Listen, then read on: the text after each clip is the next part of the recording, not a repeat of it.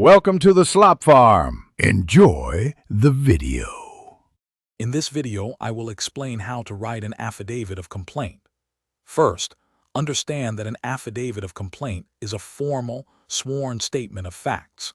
It serves as your personal testimony, presented in writing, and is used to initiate a legal complaint by detailing specific events or grievances. This document is fundamentally important for conveying your case to the proper legal authorities or courts, laying the groundwork for further action. Every affidavit begins with essential identifying information. You must clearly state the full legal names of everyone involved, including yourself, the affiant, and any other parties relevant to the complaint.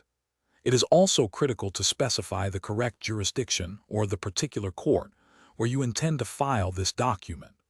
Always include the exact date and the physical location where you are signing the affidavit, ensuring all details are accurate.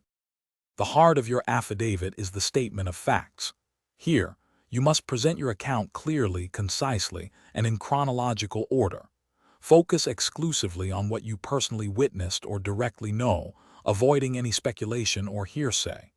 Each fact should be stated objectively, free from opinions or emotional language, using simple, declarative sentences.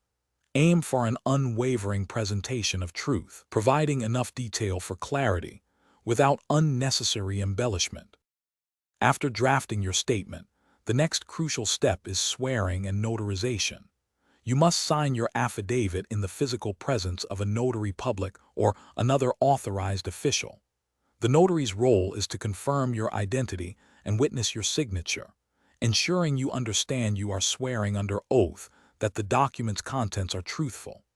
This process provides legal validity to your statement, transforming it into a formal legal document ready for submission. Thanks for watching.